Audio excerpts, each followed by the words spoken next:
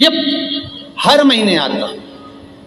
जब आपके हृदय में कभी कोई बात आ जाए कि बाबा आज मेरा मन ये कह रहा है और आपको सुनना है बाबा, आपको स्वीकारना है बाबा, आपको मेरे मन की बात जानना है बाबा, बस हाथ में चंदन लगाया, बेलपत्री का भाग इस तरह से पकड़कर शिव जी से अपने हृदय की बात कहकर, मेरे देवाधिदेव महादेव से दिल से कहकर, अशोक सुंदरी वाली जो जगह होती है, आपको बताया है अशोक सुंदरी का जो स्थान होता है, ये शिवलिंग या अशोक सुंदरी की जगह, इस बेलपत्र को अशोक सुंदरी वाली जगह पर जहाँ शिवलिंग है, शिवलिंग की साइड पर पहले नंबर की पत्ती का मुख होना चाहिए, बस उसको रख दीजिए और उस पर थोड़ी देर हाथ रखकर अपने हृदय की बात मेरे महादेव को दिल से कहकर आ जाइए। अगली सोमवार की अष्टमी या अगला प्रदोष या अगली शिवरात्रि जब आती है, मेरा महादेव आपकी मनोकामना का भाव पूर्ण करता है। ये शिव तत्व है। एक बात अपने जीवन में उतार कर रखिएगा, सोमवार की अष्टमी, शिवरात्रि या सोमवार, प्रदोष, बन सके तुम्हारे पास में शिवालय हो या बेलपत्री का वृक्ष हो, वहां दीप दान अवश्य करना चाहिए। अब एक बात का स्मरण आपको रहे थोड़ा सा, अगर किसी कामना के वश अगर हम दीप लगा रहे हैं या हमारे मन में कोई भाव उत्पन्न है और हम बाबा से कहना चाहते हैं कि बाबा मेरा ये कार्य है आप पूर्ण करिएगा, तो फिर शिव मंदिर में भी लंबी बाती का दीप आप प्रदोष या सोमवार की अष्टमी या सोमवार या आप शिवरात्रि को बाबा से निवेदन कर कर लगा सकते। हाँ, विशेष जब कोई एक बहुत बड़ी बात हो और आपके कार्य में कहीं अटकल हो रही हो, तो एक ही दीप में दो बाती, शिव और शक्ति, लंबी बाती बनाई शिव और शक्ति के नाम से, दो बाती एक साथ एक दीप में भी लगा सकते। पर कब? जब विशेष कोई आपका कार्य हो और वो अटक रहा हो, विशेष कोई कार्य, और आप बाबा से प्रार्थना कर रहे हो, तो दो बाती का भी प्रयोग आप कर सकते हो। ऐसे शिव तत्व। शंकर भगवान को धतूरा कब चढ़ाना चाहिए उसका विशेष ध्यान रखें। जैसे शिवरात्रि है, प्रदोष है, या सोमवार है, या कोई विशेष आपका उत्सव है, तो आप शिव जी को धतूरा चढ़ा सकते हैं। या विशेष कोई बीमारी ऐसी लग गई है या विशेष कोई तकलीफ ऐसी हो गई है जिसका निवारण नहीं हो रहा, तो आप धतूरा चढ़ा सकते। धतूरा चढ़ाने का भी एक क्रम है। हल्दी में भिगोकर धतूरा चढ़ाया जाता है लक्ष्मी के लिए। चंदन में भिगोकर धतूरा चढ़ाया जाता है आयु की वृद्धि के लिए। अबीर एक सफेद कलर का बॉर्डर होता है। अबीर गुलाल जो होती है, गुलाल में अबीर डलता है, चमकदार, आपने देखा होगा अबीर होगा। तो अबीर में धतूरा जो डुबो कर चढ़ाया जाता है, अबीर को लगाकर चढ़ाया जाता है, वो रोग मुक्ति का होता है। काय के लिए होता है वो? रोग मुक्ति। ओम श्री शिवाय नमस्तुभ्यम, ओम श्री शिवाय नमस्तुभ्यम, रोग की मुक्ति। धतूरे का भी एक स्मरण होता है महाराज। बहुत भारी रोग है, बीमारी लग गई है, डॉक्टर अपना काम कर रहे हैं, घर का व्यक्ति बहुत बीमार हालत में पड़ा हुआ है, तो बेलपत्री के वृक्ष के नीचे भी शिवलिंग का निर्माण कर एक धतूरा समर्पित करा जाता है, जिससे रोग से मुक्ति होती है। उसमें ना तो हल्दी लगाई जाती है, ना चंदन लगाया जाता है, ना अबीर लगाया जाता है, केवल धतूरा चढ़ाया जाता है। जिसके जीवन में हमेशा कांटे ही मिले हैं, बेटी बड़ी हुई तो घर में मायके में दुख देखा, और मायके से गई ससुराल में तो ससुराल में दुख देखा, ससुराल में भी दुख देखने के बाद में भी पति को बहुत कुछ काम खुलवाया, बहुत धंधे खुलवाए, नौकरी लगवाई, पर वो पति बार बार छोड़ कर आ गया, बार बार तकलीफ भोग रहा है, बार बार कष्ट भोग रहा है। फिर थोड़े दिन काम करता है, थोड़े दिन छूट जाता है, फिर व्यापार में बढ़ता है, फिर छूट जाता है, फिर कोई दुकान खुल गई, थोड़े दिन अच्छी चली, फिर वापस वहीं घर पर आकर बैठ गया। अर्थात उसके जीवन में वो शूलता चल रही है। तो बाबा देवाधिदेव महादेव कहते हैं ये 3 घड़ी, 3 पल, 3 नक्षत्र, 3 समय, 3 दिन में जो शूल मुझे समर्पित करता है उसके जीवन से मैं शूल हटा देता। वो 3 दिन लिखे स्कंद पुराण में।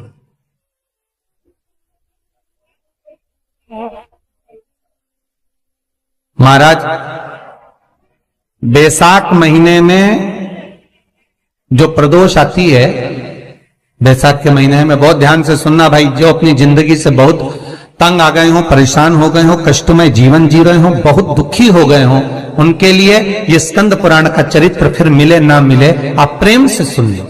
आओ, पहला बैसाख महीने की प्रदोष, चाहे वो शनिचरी प्रदोष हो, चाहे रविवार की हो, सोमवार की हो, मंगल की हो, बुधवार की हो, गुरुवार की हो, शुक्रवार की हो, शनिवार की हो, कोई भी वार की हो, पर बैसाख महीने की प्रदोष, प्रदोष काल में शाम का समय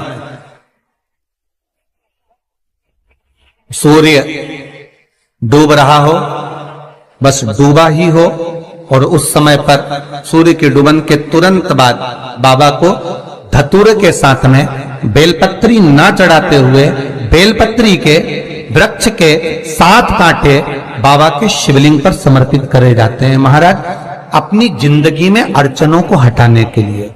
फिर आप जिस व्यापार में उतरे, जिस व्यवसाय में उतरे, जिस नौकरी में उतरे, आप दिल से करें, आपको तरक्की मिलेगी। आप हार नहीं सकते, नीचे नहीं आ सकते, उन्नति पर ही चढ़ेंगे।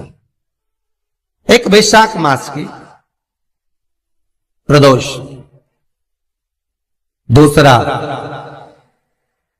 शिवरात्रि के दिन मध्याह्न का समय। महाराज जो बड़ी शिवरात्रि होती है माघ की, बड़ी शिवरात्रि के अंतर्गत मध्याह्न का समय, दोपहर के ठीक 12 बजे, चाहे फिर वो कोई भी दिन हो महाराज, शिवरात्रि जिस दिन पड़ रही हो,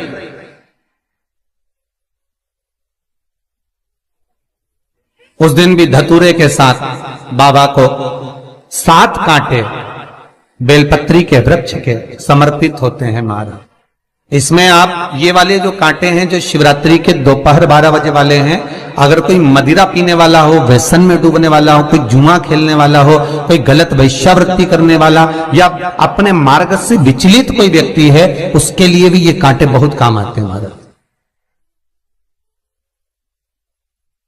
दूसरा, पार्वती तेरे द्वारा तेरे नयन अश्रु से जो प्रगटा हुआ बेल का वृक्ष है, द्वितीय शूल मैं वहां धारण करता, तृतीय शूल, तीसरा शूल जो वर्णन करा गया महाराज, भगवान श्रावण के महीने में जो भी दूसरा सोमवार पड़े, जो भी पड़े, श्रावण के महीने का जो दूसरा सोमवार होता है, उस दूसरे सोमवार में रात्रि के समय पर, अर्थात शास्त्र अब घड़ी और पल का स्मरण करेंगे तो रात्रि के बजेंगे 10 से 12 बजे महाराज, 10 से 12 के बीच में धतूरे के साथ बाबा को शूल समर्पित होता है महाराज। ये भी हमारी बाधाओं को, हमारी तकलीफों को, व्यापार व्यवसाय के लिए, नौकरी सर्विस के लिए, बहुत सारे एग्जाम में आप बैठ लिए, गवर्नमेंट एग्जाम के लिए बैठ लिए, नहीं हो रहा, ये 3 बार मेरे शंकर को बेलपत्री के वृक्ष के शूल समर्पित होते हैं, उसका आनंद पाना और उससे अपने को सुख प्राप्त करना।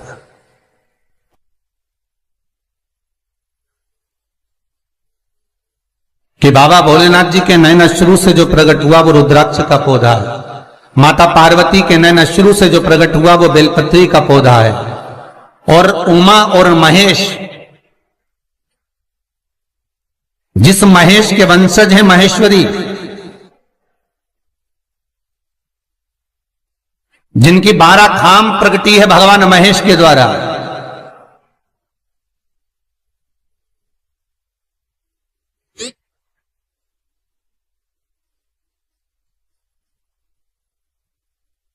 वो महेश और उमा,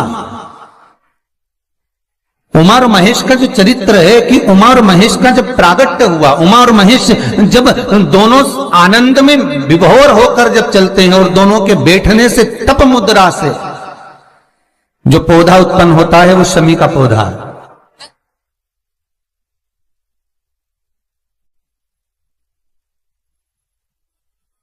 शमी का पौधा।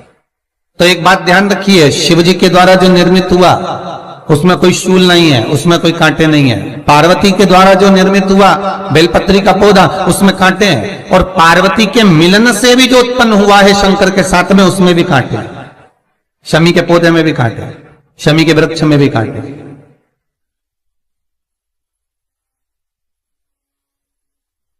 तो पार्वती जी स्कंद पुराण में एक प्रश्न कर रही हैं भोलेनाथ जी से कि प्रभु मुझे ये बताओ कि आपके द्वारा जो निर्मित हुआ उसमें शूलता नहीं है, पर मेरे द्वारा जो निर्मित हुआ उसमें शूल क्यों आया है, उसमें कांटा क्यों आया है? थोड़ा सा माताओं, मेरी जीजियों, आपको थोड़ा बुरा तो लगेगा इस प्रसंग को सुनकर, पर लग जाए, पर आज कथा निकली है तो सुन लो है कि शिवजी जिस रुद्राक्ष को उत्पन्न कर रहे हैं उसमें शूलता नहीं है, पर पार्वती जी जो संग में मिली हैं उसमें भी शूलता है, और पार्वती के द्वारा जो प्रकट हुआ बेलपत्र उसमें भी शूलता है। तो भगवान महादेव बोलते हैं, पार्वती मैं तुझे कुछ कहूं और कहने पर तुझे तेरे हृदय में कोई बात चुभे, शूल लगे तो मुझे ठीक नहीं लगेगा। नहीं नहीं नहीं, आप कहिए प्रभु, मैं सुनने के लिए तैयार हूं, आप तो बोलो कि कारण क्या है।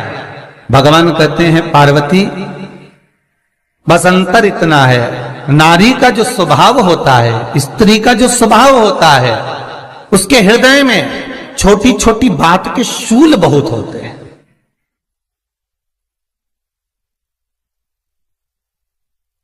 जेठानी ने यह कह दिया, देवरानी ने यह कह दिया, तुम्हारी मम्मी ये बोल दी, तुम्हारे पापा ने यह कह दिया, तुम्हारी बहनों ने यह कह दिया, तुम्हारे भाई ने यह कह दिया, तुम्हारे रिश्तेदार ने यह बोल दिया। ये नारी के भीतर ये शूलता रहती है। तो पार्वती जी बोली कि जितना तप आपने करा उतना तप मैंने करा, और जितनी साधना आपने करी उतनी साधना मैंने करी, और जितना आराधना दिल से आपने करी उतनी आराधना दिल से मैंने करी, फिर इसमें शूलता कहां से आ गई? भगवान शिव बोले, बस पार्वती बात इतनी सी है कि जब मैं आराधना करने बैठता हूं तो मेरी दृष्टि में सम्मुख में कुछ नहीं होता। जब मैं आराधना करने बैठता हूं तो मेरी दृष्टि में, मेरे सम्मुख में कुछ नहीं होता कि कौन ने क्या करा है, कौन ने क्या बोला है, कौन क्या कर रहा है, उससे मुझे मतलब नहीं होता, उससे मुझे कोई मतलब नहीं। पर पार्वती जब तू आराधना करने भी बैठती है ना, तो तेरी चित्त वृत्ति में कहीं ना कहीं किसी ना किसी रूप में कोई शूल आ ही जाता है।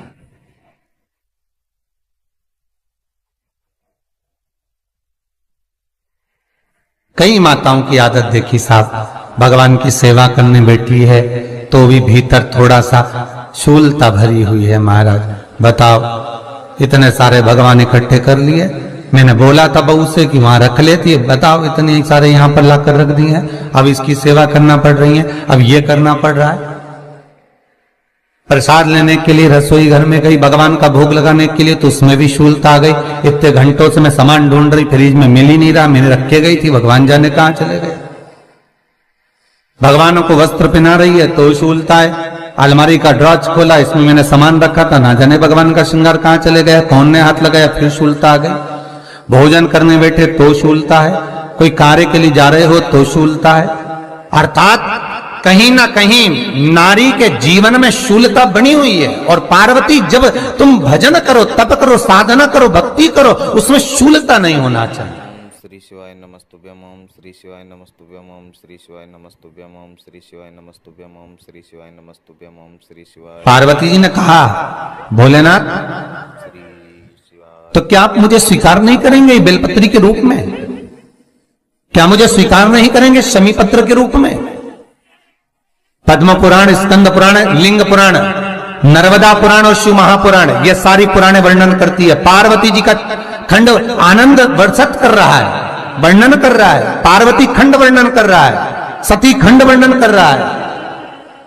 उमा संहिता वर्णन कर रही है।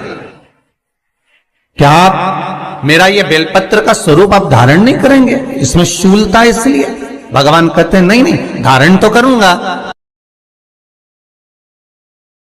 वो केवल शिवरात्रि के दिन करने का होता है। शिवरात्रि का प्रसंग कहता है अपने मन की अभिलाषा रखकर तुम्हें जो चाहिए प्रकार। आप लोगों ने भी पढ़ाई करी होगी, हमने भी करी। ऐसा रहता उसमें नोक रहती है या पेंसिल उसमें भर देते हैं और उससे ऐसा पेज घुमा घुमा के उसको कस देते। वो ऐसा रखते, कॉपी पर ऐसा रखा जाता, फिर उसको ऐसा घुमाते घुमाते कि नहीं घुमाते? अरे बोलो तो, सबने कराए ना ऐसा घुमाए, वो घुमाते एक जैसा गोला बन जाता बिंदु। वो जो नोक होती है ना वहाँ चुभी रहती है और वो एक ही जगह पे रहती है और घूमती जाती है। उसी तरह इस मन को, इस दिल को एक में लगा के रखो, बाकी की सब दुनिया में घूम के आ जाओ। दिल एक में लगा कर बैठ गए, चित्त एक में लगा कर बैठ गए तो सृष्टि में कहीं पर भी घूम कर आओगे, परमात्मा उस जगह पर हाजिर मिल जाएगा। पर स्थान मत छोड़ना, जगह चित्त वृत्ति ना छूटी जाए, भगवान का भजन ना छूटे, उसका स्मरण ना छूटे। ये वस्तुएं, ये सामान, ये सामग्री, ये दौलत, ये सत्ता सब जाने वाली। जहां बैठे हो उस मन को वहां लगाना। हम तो यहां तक कहते हैं, यहां तक कहते हैं होटल में जाओ तो दिल होटल में लगा लो, होटल में जाओ तो दिल होटल में लगाओ, खाने में लगाओ, बफेट में जाओ तो बफेट में लगाओ, शादी में जाओ तो थोड़ा रिश्तेदारों में लगाओ, और अगर सत्संग में आओ तो मेरे भोलेनाथ में लगाओ। दिल लगाना ना भूलिएगा। परमात्मा को थोड़ा समय जितना दे रहे हो, 3 घंटा, 2 घंटा, 2.5 घंटा, 1 घंटा, आधा घंटा, जितना हम भगवान को देना उतनी देर भगवान में चित्त होना चाहिए, उतनी देर भगवान में मन लगाना चाहिए। पर ना जाने दुनिया के लोग कहां चले गए, वह मोबाइल ने सब हटा दिया। हर 15 मिनट में ऐसी याद आए ना व्हाट्सअप खोल के बैठ जाए। आप इस त्रिपुंड 3 रेखा का दर्शन भगवान विष्णु के मस्तक पर भी कर सकते हैं। आप ये 3 रेखा का दर्शन स्वयं ब्रह्मा के मस्तक पर भी कर सकते हैं। आप ये 3 रेखा का दर्शन स्वयं भगवान कृष्ण के मस्तक पर भी कर सकते हैं, श्री जी बाबा के मस्तक पर भी कर सकते हैं इस त्रिपुंड का दर्शन। बस अंतर इतना है, शिव जो त्रिपुंड लगाए हैं वो आड़ा है। तिरुमाला में जो तिरुपति बाबा का अपन दर्शन करते हैं, जो त्रिपुंड लगाए हैं वो खड़ा है, 2 सफेद बीच में लाल। मेरे श्री जी बाबा ने भी अपने मस्तक पर त्रिपुंड धारण कर रखा। मेरे श्री जी बाबा ने भी अपने मस्तक पर त्रिपुंड धारण करा है और बाद में एक कुंकू की रौली की एक तिलक को धारण कर रखा है। तो वो